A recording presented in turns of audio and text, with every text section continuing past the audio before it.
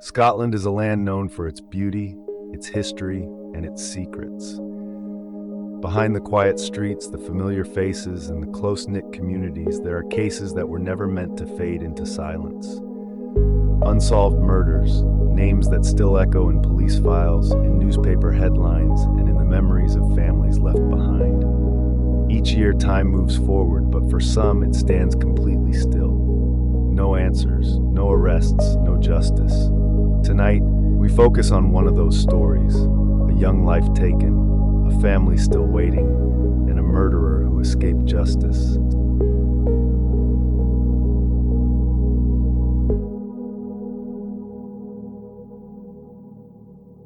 Glasgow, Scotland, February 1980.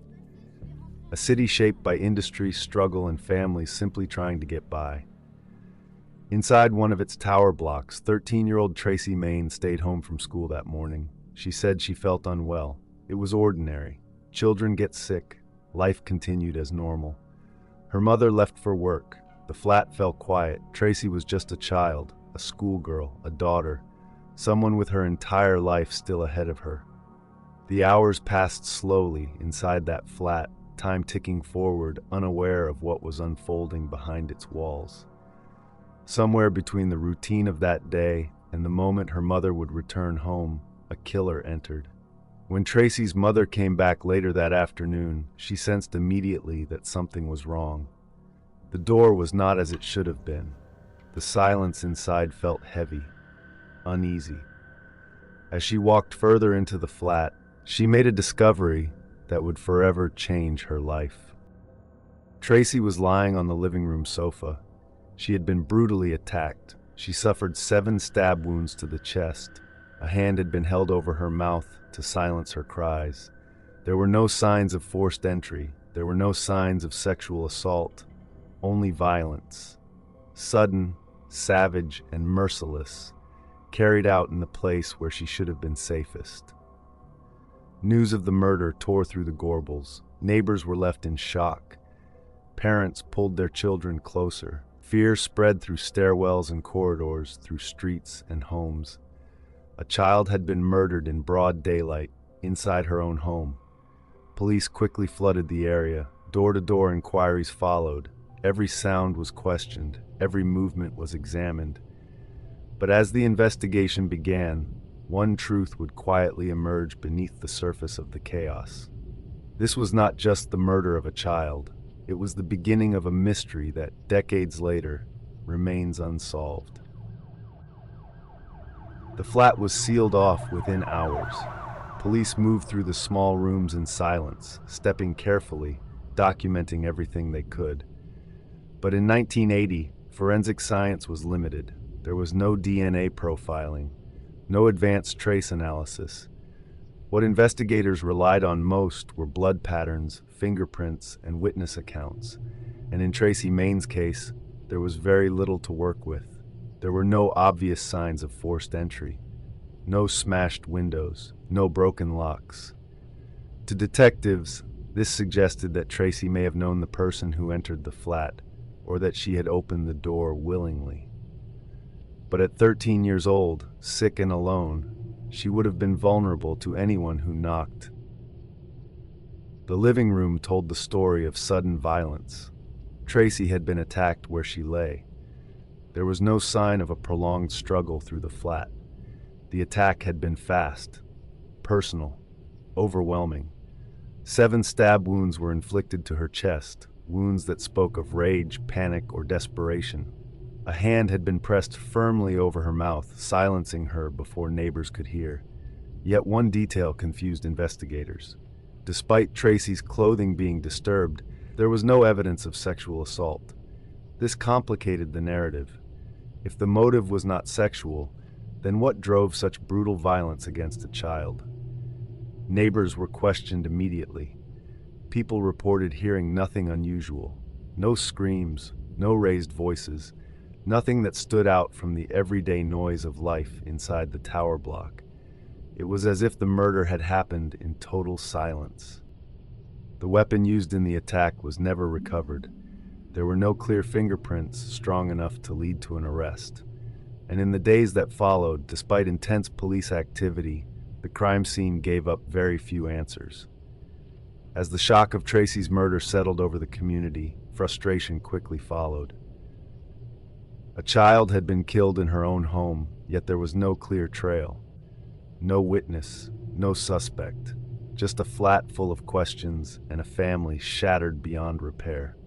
And then, just as fear and uncertainty tightened its grip on the Gorbals, police attention began to focus on one man.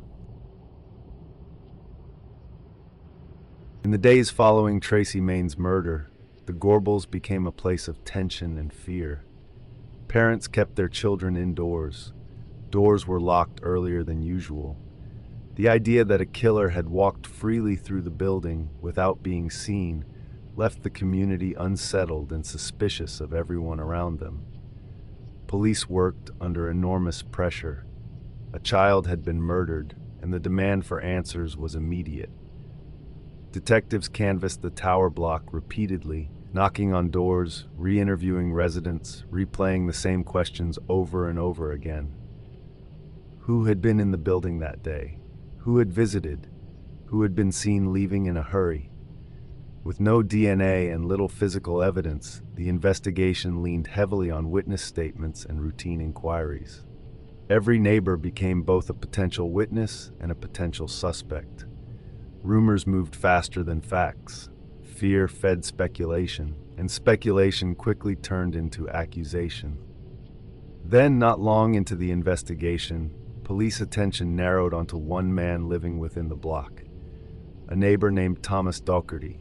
Officers believed that he knew details about the murder that had not been released to the public, details only the killer was supposed to know. When questioned, Docherty allegedly spoke about Tracy's body in ways that troubled detectives. The position she was found in, the number of stab wounds, the manner of the attack. To investigators, this information seemed highly incriminating. It placed him at the center of the case. But suspicions alone were not proof. There was still no murder weapon, no eyewitness, no forensic link tying him directly to the crime scene. The case rested almost entirely on what he was believed to have said and how that information had been obtained. As pressure mounted and the investigation intensified, the public began to believe police were closing in on Tracy's killer. For her family, hope flickered that justice might soon follow the horror. But what no one realized at the time was that the case was already heading toward a critical failure, one that would change everything. As the investigation into Tracy Main's murder intensified, all focus remained firmly on Thomas Docherty. Police believed they were closing in on their prime suspect. The pressure to deliver an arrest was immense. A child had been brutally murdered, and the public demanded answers. Docherty was questioned repeatedly. Each interview stretched longer than the last. Detectives believed his words placed him inside the crime itself. The details he gave, details about Tracy's injuries and how her body had been found, convinced them they were dealing with the killer. Eventually, police made their move. Thomas Docherty was arrested and charged with the murder of 13-year-old Tracy Main. For the community, the arrest brought a wave of relief. Parents slept easier knowing a suspect was in custody. Neighbors believed the danger had passed. And for Tracy's family, there was a fragile sense that justice might finally be within reach. But even as the case moved forward toward court, serious problems were quietly forming beneath the surface. The evidence against Docherty was paper thin. There was no weapon, no forensic link, no eyewitness placing him at the scene. The entire case rested on what police claimed he had said during questioning. And then, as legal teams began to examine how those statements had been obtained, a critical flaw emerged, one that would ultimately unravel everything. The arrest had not brought the case closer to justice. It had brought it closer to collapse. When the case reached court, the weight of expectation was heavy. A community expected justice, A grieving family waited for answers, and a man stood accused of the murder of a 13-year-old girl. Prosecutors built their case almost entirely around what Thomas Docherty had allegedly said during police questioning. There was no physical evidence tying him to the crime, no fingerprints, no weapon, no blood evidence linking him directly to Tracy. Everything depended on whether his statements could stand. But as the trial unfolded, the defense exposed a fatal error. Police had failed to properly caution Docherty before questioning him. The legal protections that existed to prevent unfair interrogation had not been followed as they should have been. Because of this failure, his statements, the very foundation of the prosecution's case, were ruled inadmissible. In a single moment, the case collapsed. With no statements allowed, there was nothing left for a jury to consider. No evidence strong enough to proceed. The murder charge against Thomas Docherty was withdrawn. He walked free from the courtroom. For Tracy's family, the decision was devastating. They had prepared themselves to face the man accused of killing their daughter. Instead, they were forced to watch the case fall apart without a verdict, without answers, without justice. For the public, confusion quickly turned into anger. Many believed the wrong man had been arrested. Others believed the right man had walked free on a technicality. But the truth was far more unsettling. The legal failure meant only one thing. Tracy Main's killer was still out there. And as the courtroom doors closed, the investigation that had promised resolution was suddenly back at the very beginning. After the collapse of the trial, the investigation into Tracy Main's murder drifted into uncertain territory. The suspect police had built their entire case around had been released. The statements that once pointed toward guilt were now legally worthless, and the fragile momentum of the case was gone. Detectives were forced to start again, but this time with even less to work with than before. The crime scene had long been disturbed. Memories had begun to fade. Witnesses who had once been eager to talk were now unsure of what they had heard, what they had seen, or what they had only imagined in the days of fear and confusion after the murder. Leads dried up quickly. Without forensic evidence, without a weapon, without reliable statements, there was nowhere for the investigation to go. The case began to cool, and then slowly, relentlessly, it went cold. For Tracy's family, the passage of time brought no comfort, only silence. Birthdays passed. Anniversaries of her death returned year after year, and with each passing season, the distance between the crime and the chance of justice grew wider. The community moved on in the way communities are forced to. New families moved into the tower block. New children played in the corridors. But for those who remembered Tracy, the horror of what happened never truly faded. Whispers of what might have happened lingered for years. Some believed the killer had been someone known to Tracy. Others believed a stranger had slipped in unnoticed and vanished just as easily. There were theories, rumors, and quiet suspicions, but no proof, nothing solid enough to reopen the case. As policing evolved and forensic science advanced, hopes briefly rose that new technology might one day unlock what had been hidden in 1980. But without preserved evidence strong enough to test, those hopes slowly faded too. By the time decades had passed, Tracy Main's murder had become something far darker than an open investigation. It had become a forgotten crime. A child killed in her own home, and a mystery left behind in the shadows. With the investigation stalled and no one ever convicted, Tracy Main's murder was left behind with only questions. Questions that time has never answered. Questions that still echo through the years. One of the first and most unsettling questions is the simplest one. Who came to that door? A neighbor, a familiar face, someone who did not immediately trigger fear. But if the killer was someone she knew, why has that connection never been proven? Another lingering question surrounds the motive. The attack was violent and personal, yet there was no confirmed sexual assault. The brutality of the stabbing suggests rage, panic, or a desperate attempt to silence. But what triggered that violence? Why Tracy? Why that day? Then there is the suspect who once stood at the center of the case. To this day, some believe the right man was arrested and released on a fatal legal error. Others believe he was wrongly targeted from the beginning, a victim of fear, pressure, and flawed police procedure. The truth remains locked behind statements that can never be used. The missing weapon adds another layer of mystery. Whatever was used to kill Tracy vanished without a trace. It was never found, never recovered, as if it had simply disappeared into the city itself.